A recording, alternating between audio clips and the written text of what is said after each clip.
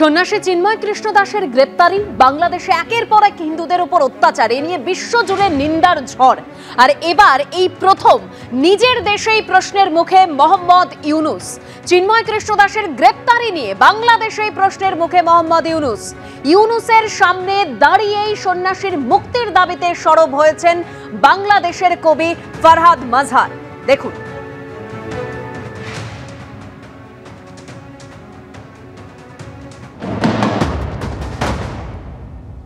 আমি আপনার কাছে বিনীতভাবে জানতে চাই আমাদের মাননীয় প্রধান উপদেষ্টার কাছে যে কি করে আজকে চিন্ময় কৃষ্ণ দাসকে এখানে আপনার গ্রেফতার করা হলো, তার আইনি ভিত্তিটা কী ছিল, এবং একই সঙ্গে তার নৈতিক এবং অন্যান্য ভিত্তি, আন্তর্জাতিক মানবাধিকার, তাদের সমাবেশ করার অধিকার আছে, তার তো কথা বলার অধিকার আছে।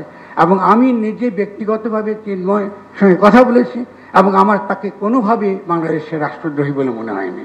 তাদের কিছু অভিযোগ আছে এবং এর আগে বিভিন্ন রকম রাজনৈতিক দলগুলো তাদেরকে ব্যবহার করেছে, অত্যন্ত খারাপভাবে ব্যবহার করেছে।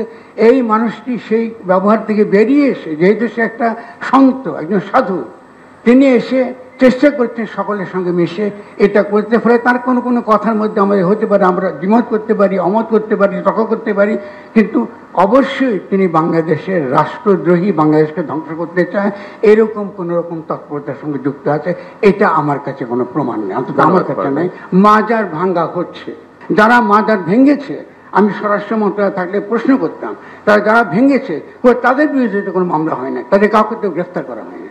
আমি শুধুমাত্র বিনীত অনুরোধ জানাবো যে চিন্ময় কৃষ্ণ দাসের বিরুদ্ধে সত্যিকারের কোনো অভিযোগ যদি না থাকে, প্রথম কাজ হচ্ছে তাকে মুক্তি দেওয়া, তাকে জামিন না দেওয়াটা ডিউ প্রসেস অফ দ্য লয়ের লঙ্ঘন।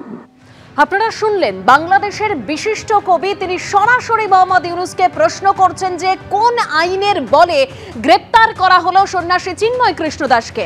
ইউনুস কালকে যে বক্তব্য রেখেছেন, তিনি রাজনৈতিক দলের সঙ্গে বৈঠক করলেন, আওয়ামী লীগ তাতে ছিল না, এবং তারপর যে বক্তব্য রাখলেন, কি বলবেন?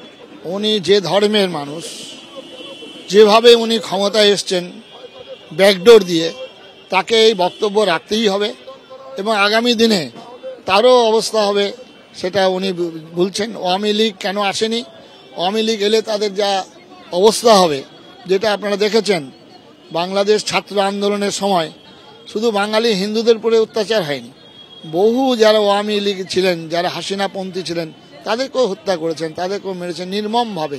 এটা কোনো ধর্মের, কোনো সভ্য সমাজের, কোনো সভ্য জাতির এটা নীতি নয়। আপনি আপনার বক্তব্যে বলছিলেন যদি ভারত সরকার কোনো ব্যবস্থা না নেয় তাহলে আমরা গিয়ে সীমান্ত বন্ধ করে দেব। অবশ্যই অবশ্যই আমরা আজকেই রাত্রিতে মিটিং হবে, এর পরবর্তী পদক্ষেপ আমরা গ্রহণ করব। আমরা আমাদের যেমন ত্রিপুরায় যেমন বন্ধ করে দিয়েছেন, আসামে বন্ধ করে দেওয়া হচ্ছে, পশ্চিমবঙ্গে আমরা কিছুদিনের জন্য বন্ধ, কিছু ঘন্টার জন্য বন্ধ করেছিলাম। এটা যদি খালি আলু আর পেঁয়াজ বন্ধ করে দেওয়া হয় তাহলেই বাংলাদেশ বুঝবে কি অবস্থা।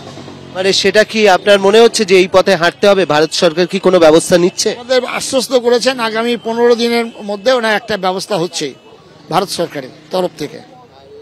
যদি না হয়, আপনারা তো আজকে বৈঠকে বসছেন, তাহলে আজকের বৈঠকে হয় তাহলে আমরা আজকে বৈঠকে সিদ্ধান্ত নেব, তারিখ ঘোষণা করে দেওয়া হবে, এক একটা বর্ডারে গিয়ে আমরা ধর্ণা করব।